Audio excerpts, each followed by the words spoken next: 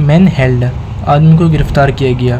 फार, अब फार लगाकर बताता है किस वजह से गिरफ़्तार किया गया। अटेम्प्टेड आर्सन, आग लगाने की कोशिश में। आर्सन मीन्स किसी चीज़ को जानबूझकर आग लगाना।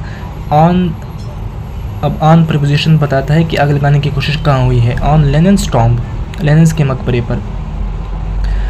ये सब्जेक्ट है इसका, वो ये बताता है कि लेनिन के मकबरे को आग लगाने की कोशिश पर एक शख्स को गिरफ़्तार किया गया।